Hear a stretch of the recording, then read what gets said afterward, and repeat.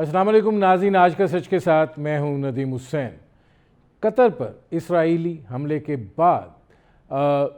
عرب ممالک بالخصوص اور امت مسلمہ بالعموم ایک اضطراب کی کیفیت میں ہے، اور صورتحال جو ہے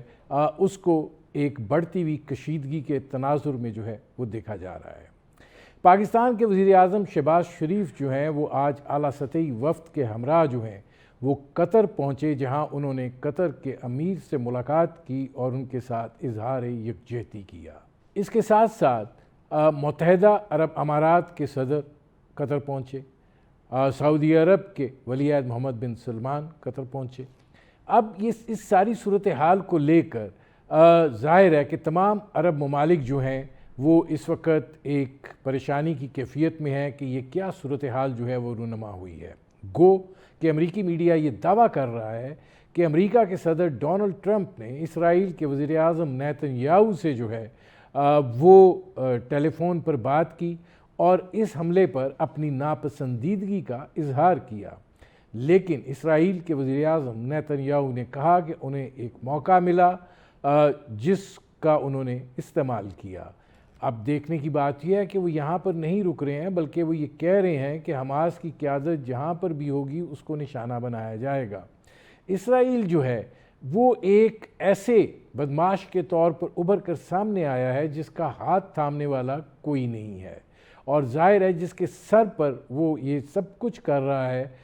وہی اس کا سب سے بڑا حمایتی بھی ہے۔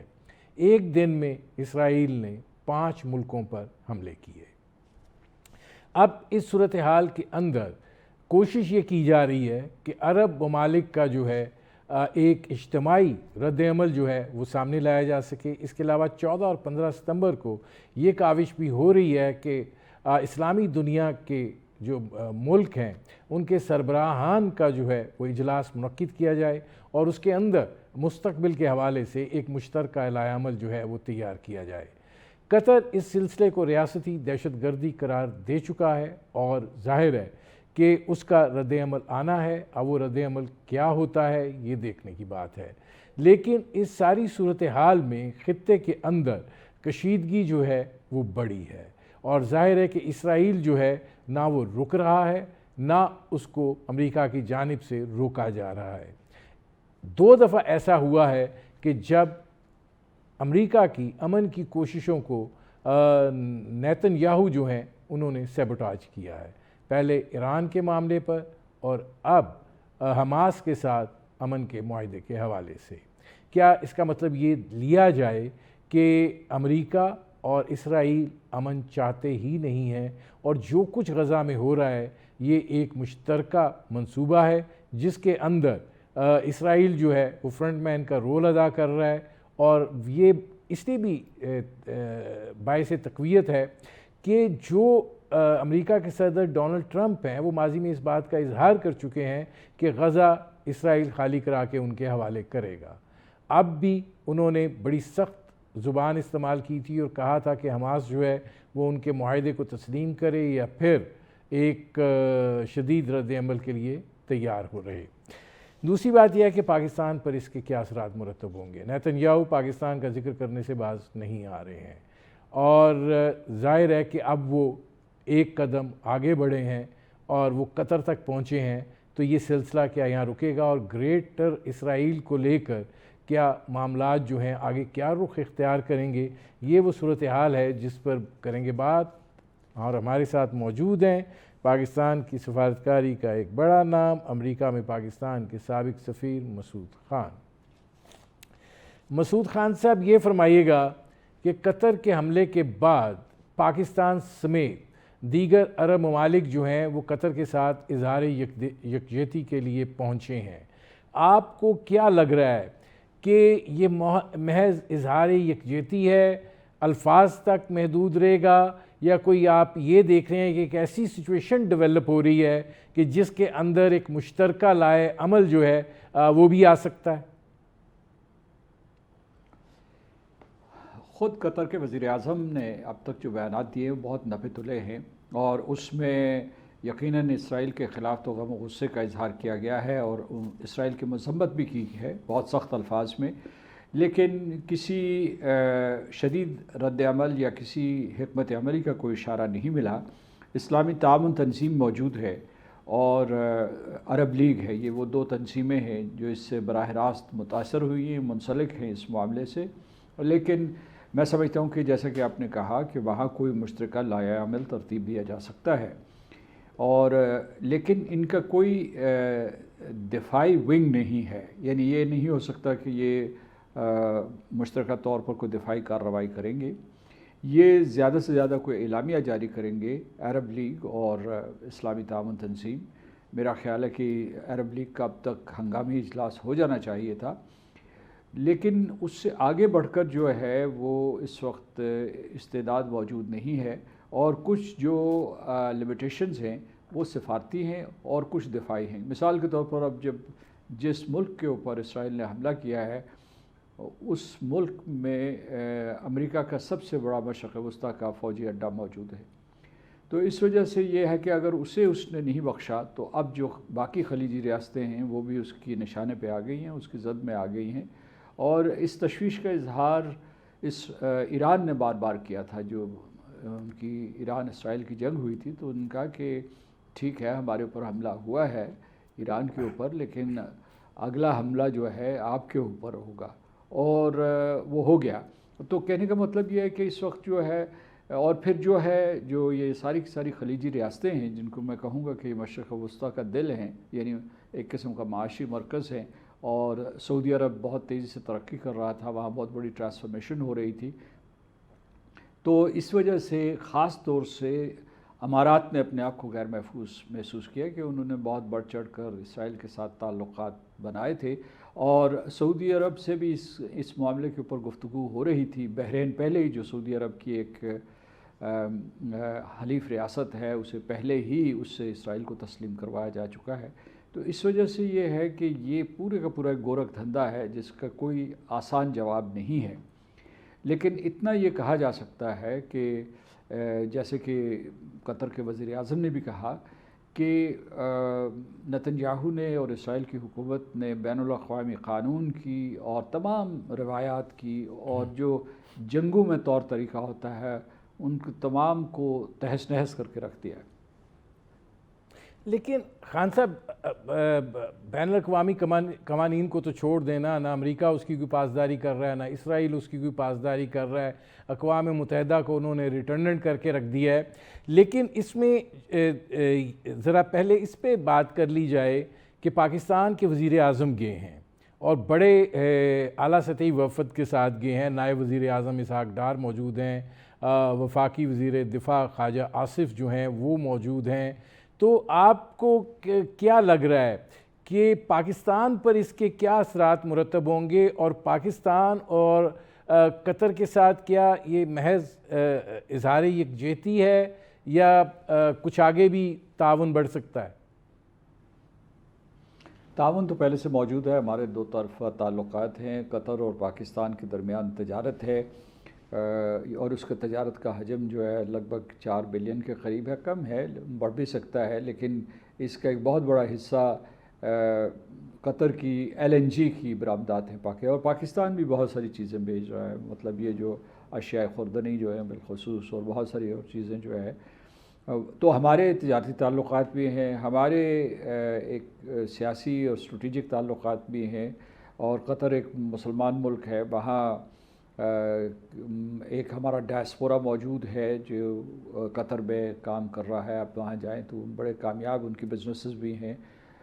حکومتی حلقوں میں بھی وہ پائے جاتے ہیں، اور ان کی وہاں بڑی پریڈومیننٹ پریزنس ہے، تو ہمارا فرض بنتا تھا، ہمارے وزیر اعظم کا فرض بنتا تھا، اس وجہ سے وہ وہاں گئے اظہار یکجہتی کے لیے، لیکن یہ اظہار یکجہتی صرف علامتی نہیں ہے، بلکہ پاکستان نے بھی محسوس کیا کہ یہ کئی حدود ہندوستان جو اسرائیل ہے وہ پھلانگ چکا ہے، ریڈ لائن جن کو کہتے ہیں اس کو پھلانگ چکا ہے، تو اس کے بعد یہ ہے کہ انہوں نے پورے کے پورے علاقے کو غیر محفوظ کر دیا ہے۔ لوگ جو ہے اسے وسیع تر اسرائیل کے تصور کے ساتھ جوڑتے ہیں جس کا پرچار نتن یاہو کرتے ہیں، تو اس لیے، اور دوسرے یہ کہ آپ نے جو خطرناک اشارہ کیا ہے کہ اس جو پورے کا پورا اسرائیل کا اس وقت کا اٹیک تھا، یا جو پورا طرز عمل ہے غزہ کے حوالے سے، اسے امریکہ کی پشت پناہی حاصل ہے، اور امریکہ کے سب سے طاقتور شخص، طاقتور صدر کی بھی حمایت حاصل ہے۔ انہوں نے ابھی تک جو ہے جو اس حملے کے سلسلے میں ناگواری کا اظہار تو کیا ہے، لیکن انہوں نے اسرائیل کی دیدہ دلیری کی مذمت نہیں کی، تو یہ بھی اپنی جگہ پہ ایک حقیقت ہے۔ دوسرے یہ ہے کہ کچھ لوگ یہ بھی قیاس آرائی کر رہے ہیں کہ امریکہ سے پوچھے بغیر، امریکہ کی آشیرواد کے بغیر اس طریقے سے اسرائیل حملہ نہیں کر سکتا تھا، اور وہ جو لوگ تھے جن کو انہوں نے نشانہ بنایا وہ کون لوگ تھے؟ وہ امریکہ کی ایک تجویز کے اوپر بات چیت کرنے آئے تھے کہ کس طریقے سے جنگ بندی کی جائے، جو صدر ٹرمپ نے ان کو آپ نے خود کہا کہ انہوں نے کہا تھا کہ آپ تو یا تو اسے قبول کریں، یہی جو امن کا فارمولہ ہے، اگر نہیں ہے تو اب خطرناک نتائج کے لیے تیار ہو جائیں۔ تو اب انہیں یہ نہیں پتہ تھا کہ یہی خطرناک نتیجہ ہے کہ انہیں نشانہ بنایا جائے گا، اور وہ بھی جو ہے ایک جو پیس میکر ہے، اس میں پیس میکر جو ہے وہ قطر کردار ادا کر رہا تھا، اور اس کا یہ کردار ہمیشہ سے بڑا قابل ستائش رہا ہے۔ اس نے پورے خطے میں اور پتہ نہیں کتنی امن پروسیسز جو ہے، امن عمل جو ہے اس نے پروان چڑھائے۔ تو اس وجہ سے یہ جو جب تک کہ امریکہ اسرائیل کس سے ہاتھ نہیں کھینچے گا، اس وقت تک جو ہے اسرائیل کے جو حوصلے بھی بڑھتے چلے جائیں گے، اور اس قسم کے حملے بھی بڑھتے چلے جائیں گے۔ ابھی مطلب ہے اس کے ساتھ ساتھ ہی یعنی یمن میں بھی حملے ہوئے ہیں، یمن کے جو حوثیز ہیں ان کے وزیر اعظم کو بھی قتل کیا گیا ہے۔ تو پورا مشرق وسطیٰ اس وقت جو ہے وہ اسرائیل کی زد میں ہے۔ اچھا، اس میں خان صاحب خان صاحب اس میں یہ فرمائیے گا کہ ایک بات اور کہی جا رہی ہے کہ جو ہماری بھارت کے ساتھ 4 روزہ کانفلکٹ ہوئی تھی اس میں اسرائیل پوری طرح ملوث تھا، جو ڈرونز تھے وہی انہی کے تھے اور وہی اڑا رہے تھے۔ اب یہ بات بھی کہی جا رہی ہے کہ چونکہ نیتن یاہو بار بار پاکستان کا ذکر کرتے ہیں کسی نہ کسی حوالے سے، ابھی پھر انہوں نے اسامہ بن لادن کو لے کے پاکستان کا ذکر کیا ہے اور دھمکی امیز لہجہ جو ہے وہ اختیار کیا ہے۔ آپ کو کیا لگتا ہے کہ اسرائیل جو ہے وہ یہ جو ہیٹ ہے یہ پاکستان تک بھی پہنچ سکتی ہے؟ دیکھیے، اگر آپ ماضی قریب میں جائیں تو پاکستان کا لب و لہجہ بڑا محتاط رہا ہے اسرائیل کے سلسلے میں، یعنی شہریوں میں غم و غصہ پایا جاتا ہے، لیکن حکومت نے جو بھی الفاظ چنے ہیں محتاط ہے، اگرچہ شدید مذمت کی ہے، اور تقریباً باقی عالم اسلام کی طرح ہی ہمارا رویہ بھی محتاط رہا ہے۔ تو اس لیے یہ ہے کہ کوئی یعنی ایسے نہیں ثابت ہو رہا کہ اسرائیل اور پاکستان ایک دوسرے کے آمنے سامنے آ گئے ہیں، اور اسرائیل کو ہم تسلیم ہی نہیں کرتے، اور اس کی بنیادی وجہ فلسطین ہے، اور ہمارا موقف جو ہے قائد اعظم کے وقت سے لے کر اب تک ہے، اور خاص طور سے 1967 کے بعد اقوام متحدہ کی قراردادوں کے مطابق کہ فلسطینیوں کی ایک آزاد، خود مختار اور متصل ریاست ہونی چاہیے، متصل یعنی جغرافیائی اعتبار سے، تو وہ تو نہیں ہو رہا۔ اس وجہ سے اسرائیل بھی بڑے عرصے سے کوشش کرتا رہا ہے براستہ امریکہ اور کہ کسی طریقے سے پاکستان جو ہے اسے تسلیم کر لے، لیکن پاکستان ان گنے چنے ملکوں میں سے ہے جس نے اسرائیل کو تسلیم نہیں کیا ہوا۔ سعودی عرب سے گفت و شنید ہو رہی تھی پس پردہ، لیکن پاکستان کے اوپر بھی جو ہے دباؤ تھا۔ مجھے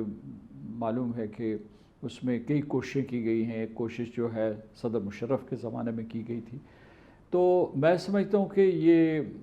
اسرائیل نے ابھی تک جو ہے پاکستان کو اس طریقے سے نہ دھمکایا ہے، نہ کسی طریقے سے للکارا، اگرچہ کچھ جو کوٹیشنز ہیں نیتن یاہو کی، وزیر اعظم نیتن یاہو کی، وہ بار بار دہرائی جاتی ہیں، کچھ ابھی حال ہی کی ہیں، کچھ جو بہت پرانی ہیں اس کی فوٹیج بھی دکھائی جا رہی ہے۔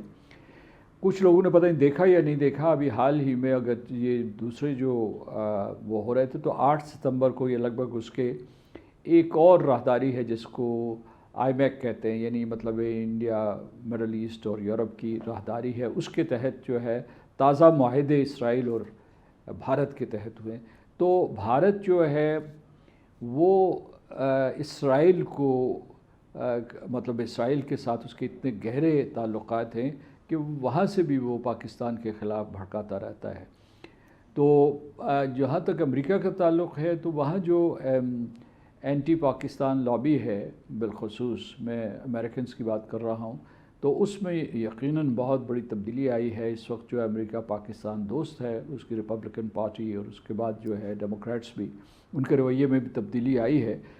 تو آپ نے سوال جو ہے بہت حساس سوال پوچھا ہے۔ میں سمجھتا ہوں کہ پاکستان جیسے ملک کو، جو عالم اسلام میں واحد جوہری ریاست ہے، اسے ہر وقت تیار رہنا چاہیے، اور سلامتی کے حوالے سے اسے ہر قسم کے چیلنج کے لیے بھی ہمیشہ تیار ہونا چاہیے۔ مجھے ایک بریک لینا پڑ رہا ہے خان صاحب۔ ناظرین، ہماری گفتگو جاری ہے، وقت ہوا ایک مختصر سے کمرشل بریک کا۔ Welcome back. اچھا خان صاحب، یہ فرمائیے گا کہ ظاہر ہے آپ نے OIC کا حوالہ دیا، عرب لیگ کا حوالہ دیا، لیکن اب یہ جو کوشش کی جا رہی ہے کہ اسلامی ممالک کا سربراہی اجلاس جو ہے وہ بلایا جائے اور کوئی مشترکہ لائحہ عمل جو ہے وہ اختیار کیا جائے، مطلب کیا مشترکہ لائحہ عمل اختیار ہو سکتا ہے؟ زیادہ سے زیادہ آپ ایک پریس ریلیز جاری کر دیں گے جس کے اندر مذمت کی جائے گی، لیکن اگر نیتن یاہو یہ کہہ رہا ہے کہ ہم حماس کی لیڈرشپ کو دوبارہ بھی نشانہ بنائیں گے، سارے ان کے لوگ بھی لگے ہوئے ہیں یہ بات کرنے کے لیے، تو پھر یہ کیا سچویشن ہوگی؟ میں پہلے عرض کر چکا ہوں کہ اس کے دو ہی پہلو ہو سکتے ہیں۔ ایک یہ کہ کوئی سفارتی اعلامیہ اپنایا جائے اور اس میں کوئی حکمت عملی ہو، اور دوسرا یہ ہے کہ کوئی دفاعی اعتبار سے جواب دیا جائے۔ ابھی لوگوں کو یہ معلوم نہیں کہ قطر کیا جواب دے گا، یا جواب دے سکے گا، یعنی مطلب عسکری جواب دے سکے گا یا نہیں دے سکے گا، کیونکہ اس کی جو ساورن ٹیریٹری ہے وہ وائلیٹ ہوئی ہے، اور اس کے ساتھ ساتھ جو ہے امن کی کوششوں کو بھی دھچکا لگا ہے، کیونکہ یہ بات واضح ہو گئی کہ اگر صدر ٹرمپ چاہتے بھی ہیں کہ کوئی یہاں امن ہو تو نیتن یاہو نہیں چاہتے، مطلب جو ان کے وزیر اعظم اسرائیل کے وہ نہیں چاہتے، تو سبوتاژ کرنا چاہتے ہیں اور غزہ کے مشن کو وہ مکمل کرنا چاہتے ہیں۔ تو اس وجہ سے یہ ہے کہ ایک تیسرا راستہ یہ ہے کہ جو ایک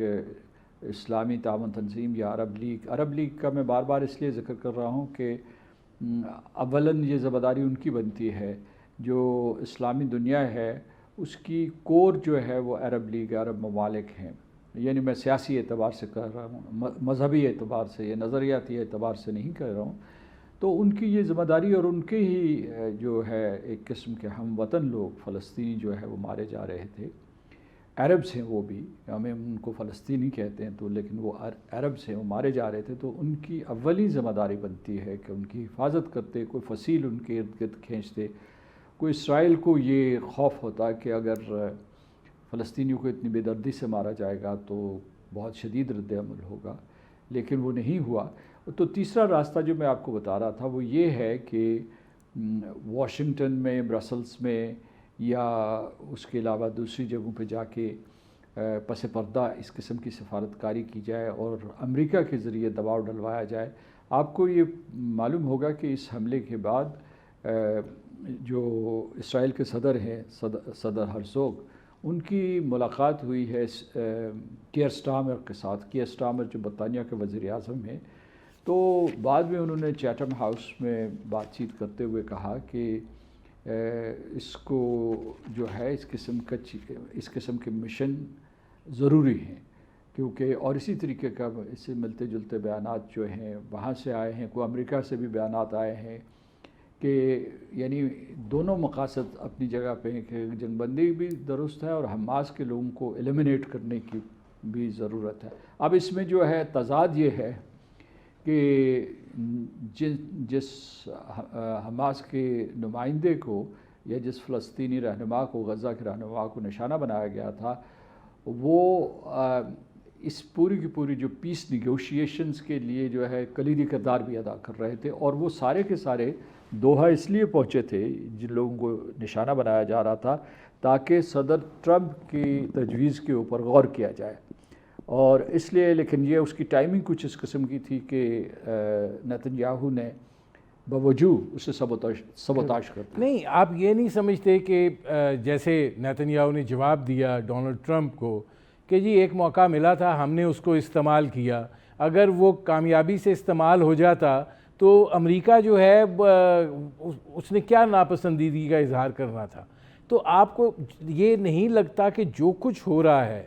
وہ امریکہ اسرائیل ملی بھگت سے ہی ہو رہا ہے؟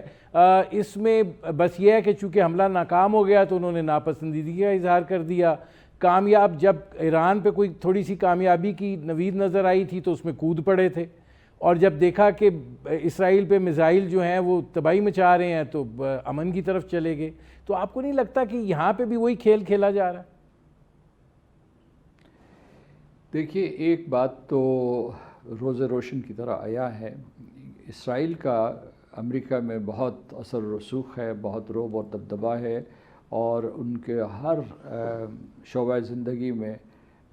کوئی نہ کوئی عمل دخل ضرور ہے، بالخصوص کانگریس میں، ایڈمنسٹریشن میں، اور تعلیمی اداروں میں، مالیاتی اداروں میں. تو لہٰذا یہ ہے کہ اس میں تو کوئی دو رائے نہیں ہے کہ اسرائیل جو بھی وہاں کہتا ہے اس کے اوپر ضرور امریکہ میں عمل ہوتا ہے، اور یہ آج کل امریکی شہری کہہ رہے ہیں. لیکن کچھ آوازیں اٹھ رہی ہیں اور بہت بلند آوازیں اٹھ رہی ہیں میگا بیس سے، میک امریکہ گریٹ اگین، جو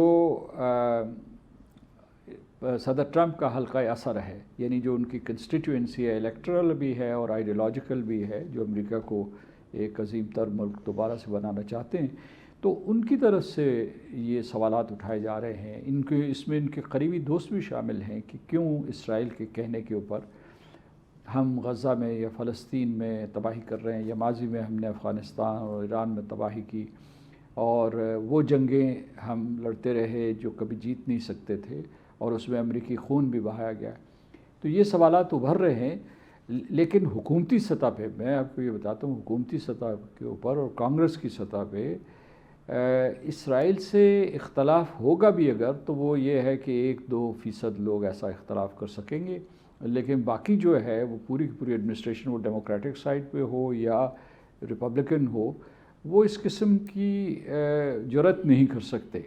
ان میں سے کچھ لوگ جو ہے وہ نشانہ تنقید شاید پس منظر میں کرتے ہوں، اور دوسرے یہ کہ وہاں جو ہے کچھ سینیٹرز نے یہ بات کہی ہے کھول کے. سینیٹر کون نے جو ہے پچھلے دنوں ایک بیان دیا ہے، کل کی بات ہے، کہ انہوں نے کہا کہ یہ کیسے ہو سکتا ہے کہ ہمارا اتنا قریب حلیف ہمارے دوسرے حلیف کے اوپر حملہ کرتا ہے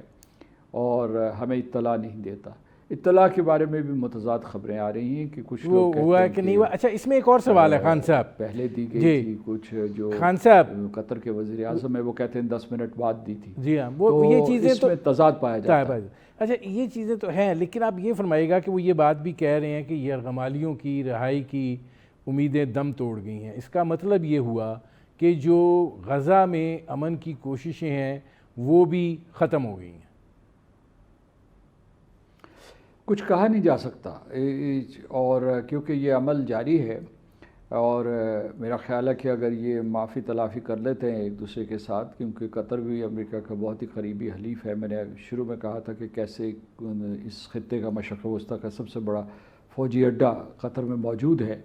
اور اسرائیل کو بھی وہ بظاہر سمجھا بجھا لیتے ہیں. تو کوئی درمیانی راستہ نکل آئے تو اس کے بعد جو ہے ہم گفتگو کر رہے تھے کہ اسلامی تعاون تنظیم اور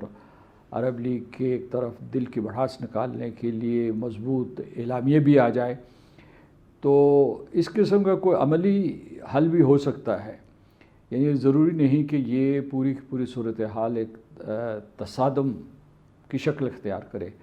تو اس میں یہ لوگ جو ہے ایک پورے کے پورے کے ایسے رشتوں ناتوں میں بندھے ہوئے ہیں، خلیجی ریاستیں اور امریکہ، کہ یہ ایک دم متصادم نہیں ہو سکتے. دیکھو، لچکدار پالیسی، پریگمیٹزم کی طرف جائیں گے، مجھے لگتا یوں ہے. اور لیکن خطرے کی گھنٹی بج گئی ہے. خطرہ یہ تھا اسرائیل سے کہ اس نے چونکہ شام کو حصے بکھرے بنانے کا ایک منصوبہ بنایا ہوا ہے، عراق کو تباہ کر دیا تھا، لبنان جو ہے اس میں اب جو ہے وہ حاوی ہے، اور حماس کو اس نے جو ہے بے سہارا کر دیا تھا۔ اس کے علاوہ جو ہے لیبیا اور تیونس جو ہے وہ بھی مسمار ہو گئے تھے، لیبیا بالخصوص، تیونس میں ایک نظام موجود ہے۔ تو خطرہ یہ تھا کہ جو اب خلیجی ریاستیں جو ہیں وہ نشانے پہ آئیں گی، اور وہ نشانے پہ آ گئی ہیں۔ یہ ایران نے بھی بارہا یہ تنبیہ کی تھی۔ اب دوسری صورتحال یہ ہو سکتی ہے کہ یہ امریکہ کے لیے بھی بڑی پریشان کن صورتحال ہے، یعنی انہوں نے میں خان صاحب آتا ہوں اس پہ ذرا آگے بات کرتے ہیں، مجھے ایک بریک لینا پڑ رہا ہے، مجھے ایک بریک لینا پڑ رہا ہے، یہیں سے کنٹینیو کریں گے۔ ناظرین ہماری گفتگو جاری ہے، وقت ہوا ایک مختصر سے کمرشل بریک۔ Welcome back. اچھا خان صاحب، آپ جو بات کر رہے تھے اس کا جواب مکمل کر لیں، پھر میں آپ سے اگلا سوال کرتا ہوں۔ جی میں یہ کہہ رہا تھا کہ جیسے اسرائیل اس علاقے میں امریکہ کے لیے اور امریکہ کے مفادات کے لیے اہم ہے، اسی طریقے سے خلیجی ریاستیں بھی ان کے لیے اہم، نہ صرف ان کے لیے بلکہ جو ہے اس مغربی یورپ کے لیے، اور سارے جو یورپ کی یا ویسٹ لیڈ جو بھی الائنسز ہیں ان کے لیے یہ علاقے بہت اہم ہیں، مسلمانوں کے لیے اہم ہی ہیں۔ اس کے علاوہ یہ ہے کہ یہ گلوبل سپلائی چینز کو کنٹرول کرتے ہیں یہ ممالک خلیجی ریاستیں، اور ان کو سپر کنیکٹرز بھی کہا جاتا ہے، کیونکہ یہ مشرق وسطیٰ کرۂ ارض کا مرکز ہے، اور تمام جو ہے معاشی اور تجارتی شاہراہیں وہاں سے گزرتی ہیں۔ اب ان کے پاس یہ بھی جو ہے ان کے جو جہاز ہیں وہ پتہ نہیں ہزاروں لاکھوں لوگوں کو کھینچ کے ان کی سرزمین پہ لاتے ہیں اور دوسری جگہوں پہ لے جاتے ہیں۔ تو یہ نہیں ہو سکتا کہ اسرائیل کا پلڑا اتنا بھاری ہو جائے گا کہ وہاں سے واشنگٹن سے گرین سگنل آ جائے کہ آپ خلیجی ریاستوں کو نشانہ بناتے رہیں۔ نہیں، اس میں خان صاحب سوال یہ پیدا ہوتا ہے کہ آپ ٹھیک کہہ رہے ہیں کہ سگنل آ جائے گا، لیکن آپ یہ دیکھیں نا کہ جو دیگر ملک تباہ ہوئے، چاہے لیبیا تباہ ہوا اس کے تیل پر قبضہ ہوا، عراق تباہ ہوا اس کے تیل پر وسائل پر قبضہ ہوا، اسی طریقے سے اسرائیل جو ہے اس کو جہاں اپنا مسئلہ نظر آیا اس نے تہہ و بالا کرنے کی کوشش کی۔ فلسطین کا مسئلہ تو چل ہی رہا تھا، لیکن نیتن یاہو کے آنے کے بعد جس طریقے سے فلسطینیوں کے ساتھ سلوک ہوا ہے، یہ ایک ایسی نسل کشی ہے کہ جس کی اور جس طریقے سے کی جا رہی ہے اس کی مثال نہیں ملتی۔ لیکن اب یہ سوال پیدا ہوتا ہے کہ انہوں نے حملہ کیا، وہ حملہ ناکام ہوا، وہ یہ بات کہہ رہے ہیں کہ ہم نے ٹارگٹ کرنا ہے۔ اگر انہوں نے اپنے مشن کو مکمل کرنا ہے، جس کی طرف آپ اشارہ کر رہے ہیں کہ انہوں نے اس مشن کو مکمل کرنا ہے، تو اس کا مطلب یہ ہے کہ اگر ایک دفعہ ہوا ہے تو وہ دوبارہ بھی کر سکتے ہیں۔ اس میں قیاس آرائی کے دائرے میں ہم داخل ہو جاتے ہیں۔ ایک یہ ہو سکتا ہے کہ انہوں نے یہ وارننگ دی ہو اور ان کو نشانہ بنانا مقصود نہیں تھا، کیونکہ ان کے کہنے کے مطابق یہ سرجیکل اور پریسیشن ٹارگیٹنگ تھی، اور اگر انہوں نے 6 لوگوں کو نشانہ بنا لیا تو باقی کو بھی جو یا الحیہ تھے یا دوسرے جو تھے جو بیٹھے ہوئے تھے وہاں لوگ، ان کو بھی نشانہ بنا سکتے تھے۔ تو ایک تو اس کی یہ تعویل ہو سکتی ہے، لیکن میں نے کہا کہ یہ قیاس آرائی ہے۔ اور دوسرا یہ ہے کہ جب قطر کے وزیر اعظم سے پوچھا گیا کہ ان کی اس دھمکی کا کیا مطلب ہے کہ جناب ہم جو بھی اگر حماس کے لوگوں کو، جن لوگوں نے بھی پناہ دی، ہم ان کی سرزمین پہ حملہ کریں گے اور ان کا صفایا کریں گے، تو انہوں نے اس کا بڑا سخت جواب دیا کہ یہ کہ اس سے جو اسرائیل کی دھمکی، اس سے یہ نہیں لگتا کہ وہ جہاں کہیں بھی حماس کے لوگ ہوں گے ان کو نشانہ بنائیں گے تمام عرب ریاستوں میں۔ میرا خیال ہے کہ انہوں نے قطر کا ذکر کیا، لیکن جو آپ کہہ رہے ہیں وہ بعید از قیاس نہیں ہے کہ اگر انہوں نے کھلی دھمکی دے دی اور وزیر اعظم نیتن یاہو کے کچھ اندرونی اور بیرونی مسائل چل رہے ہیں جن کا بار بار ذکر کیا گیا، اور وہ کسی صورت میں بھی جو ہے جنگ بندی نہیں چاہتے، اگر امریکہ اس سلسلے میں کوئی تجاویز بھی پیش کر رہا ہے تو ان کو بھی وہ سبوتاژ کر دیتے ہیں۔ لیکن اس میں خان صاحب پھر ایک اور سوال پیدا ہوتا ہے، وسیع تر ہو جائے۔ نہیں، اس میں ایک اور سوال، جہاں تک آپ کا یہ دوسرا سوال تھا، میں اسے یوں کہوں گا کہ جو خلیجی ریاستیں ہیں وہ امریکی مفادات کی محافظ ہیں، اور تمام ان کے دوست ہیں، ان کے اسٹریٹجک پارٹنرز ہیں اور ان کے تابع ہیں، یعنی یہ نہیں کہ ان کے کوئی اچھا خان صاحب، میرے پاس آخری 2 منٹ رہ گئے ہیں. قطر کے وزیر اعظم یہ کہہ رہے ہیں کہ اسرائیل کو جو ہے وہ جواب دہ ٹھہرایا جائے، اور اگر قطر کے اوپر حملہ ہوا ہے، وہ کہہ رہے ہیں کہ ہماری جو